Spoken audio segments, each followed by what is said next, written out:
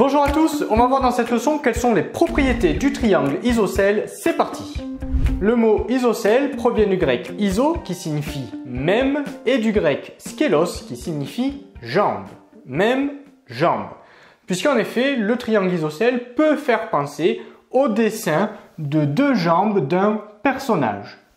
Donnons à présent une définition simple du triangle isocèle. Un triangle est dit isocèle dès lors qu'il possède au moins deux côtés égaux.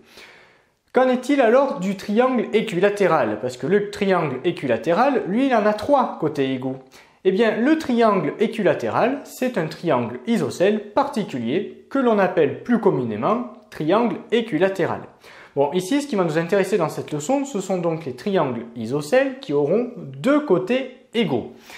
On va donc compléter la définition ici. Un triangle isocèle est un triangle ayant au moins deux côtés égaux. Voyons à présent les premières propriétés qu'il faut que tu connaisses par cœur à propos du triangle isocèle. Alors on va commencer ici avec la figure ABC, avec le triangle ABC. Bon, alors comme on vient de le dire dans la définition, un triangle isocèle, c'est un triangle qui a au moins deux côtés égaux. Donc évidemment, là j'ai tracé un triangle isocèle et on repère assez rapidement quels sont les deux côtés égaux. Ce sont les côtés AB et AC. Donc là, mes deux côtés égaux, ce sont les côtés AB et AC. Et on constate donc que ces deux côtés égaux, ils partent d'un même sommet. Ici, le sommet A, le point A. Par conséquent, on va dire ici que le triangle est isocèle en A. Puisque les deux côtés égaux ont pour sommet commun, ils partent du sommet A. Donc ici, on va compléter, le triangle est isocèle en A, tout simplement. On rappelle pourquoi, parce que les deux côtés égaux, ils partent tous les deux du point A. Donc ici, on a un triangle isocèle en A. On parle même, du coup, pour le point A, de sommet principal. On continue avec la propriété suivante. Enfin, c'est plutôt là un point de vocabulaire. Le côté BC. Donc le côté BC, c'est le troisième côté. C'est donc celui qui n'a pas la même mesure par rapport aux deux autres. Donc le côté BC, il n'a pas la même longueur que les côtés AB et AC. Eh bien ce côté-là, le côté BC, on va l'appeler la base du triangle. La base du triangle, c'est-à-dire le côté opposé au sommet principal. Donc là, point de vocabulaire à retenir par cœur, le côté BC, c'est-à-dire le côté opposé au sommet principal du triangle isocèle, c'est ce que l'on appelle la base. Et enfin, dernière propriété ici qui va nous intéresser, les angles ACB et les angles ABC, ils sont égaux. En effet, les angles adjacents à la base du triangle isocèle, ils sont de même mesure. Donc on va déjà le montrer sur la figure. Donc les angles adjacents à la base, c'est-à-dire l'angle C et l'angle B, eh bien ils ont la même mesure, ils sont égaux. Donc ça, il faut le retenir par cœur. Alors on va le compléter ici. Les angles ACB, c'est-à-dire l'angle C finalement, les angles ACB et ABC, donc l'angle B, ils sont égaux.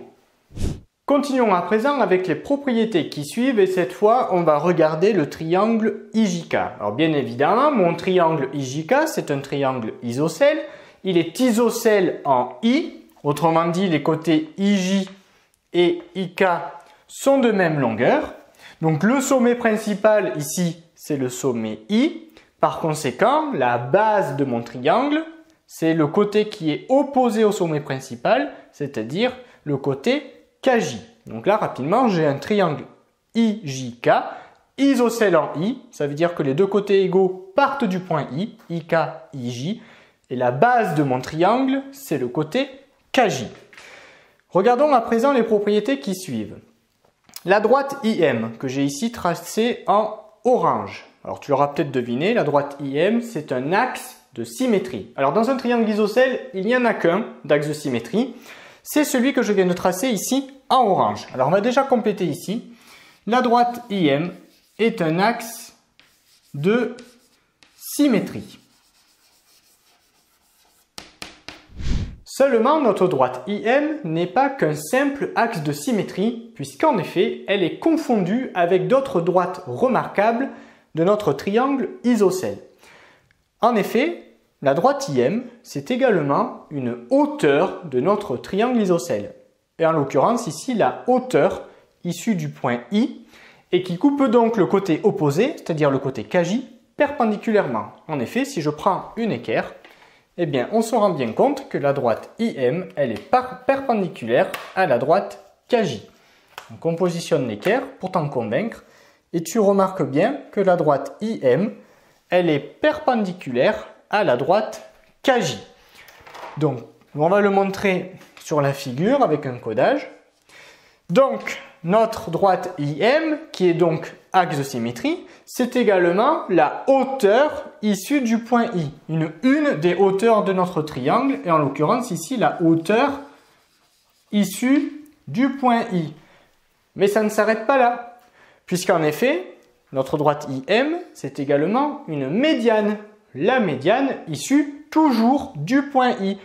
Puisqu'une médiane, elle passe par le sommet du triangle, enfin par un sommet du triangle, et elle passe par le milieu du côté opposé. Alors là, si je devais mesurer, on se rendrait bien compte que les distances MK et MJ sont égales. Donc la droite IM, c'est également une des médianes de mon triangle IJK, et en l'occurrence, c'est la médiane issue du point I. Donc là aussi, eh bien, on vient de se rendre compte que la droite IM, c'est une des médianes de notre triangle. Comme c'est une médiane, eh bien, elle coupe le segment KJ en son milieu. Autrement dit, ce qu'on a dit tout à l'heure, les distances MK et MJ sont égales. Mais ça ne s'arrête pas là, puisqu'en effet, notre droite IM, elle est confondue également avec la bisectrice de l'angle I. Avec la bisectrice de l'angle I. Donc l'angle I, il est là. Alors attention, comme ici on parle de bisectrice, une bisectrice c'est une demi-droite. Donc là la bisectrice, ce n'est pas la droite orange, hein, ce n'est pas la droite IM, c'est la demi-droite IM. C'est-à-dire la demi-droite d'origine le point I et qui part après à l'infini dans cette direction-là. Donc attention, là autant la hauteur, ben, c'est bien la droite IM. La médiane, c'est bien la droite IM. Par contre, la bisectrice, non, il faut s'imaginer une demi-droite qui part du point I et qui part à l'infini, toujours dans cette direction vers le bas. Donc, notre axe de symétrie, il est confondu en partie également avec la bisectrice de notre angle I, c'est-à-dire du sommet principal. Donc, comme ici, c'est également une bisectrice, la demi-droite, hein, issue du point I, eh bien, je peux montrer sur mon codage que cet angle ici va être de la même mesure que celui-ci, puisque la bisectrice d'un angle partage cet angle en deux angles adjacents isométriques. Et ce n'est toujours pas fini, puisqu'en effet, cet axe de symétrie, qui est également une hauteur, une médiane, qui est confondue avec la bisectrice de l'angle I, eh bien, c'est également la médiatrice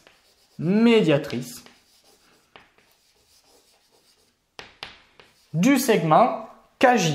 Du segment KJ, c'est-à-dire de la base de notre triangle. Alors qu'est-ce que c'est une médiatrice? Bien, tout simplement, la médiatrice d'un segment, c'est la droite qui passe par le milieu du segment et qui coupe le segment perpendiculairement. C'est ce qu'on avait déjà montré ici, parce qu'on avait dit tout à l'heure que cette droite-là, c'était la hauteur issue du point I.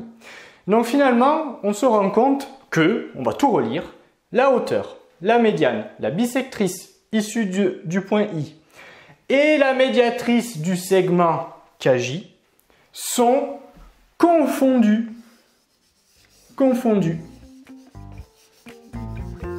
Cette leçon est désormais terminée. Abonne-toi à la chaîne pour ne rater aucune de nos prochaines vidéos et on te dit à très vite dans une autre leçon de Petit Savant.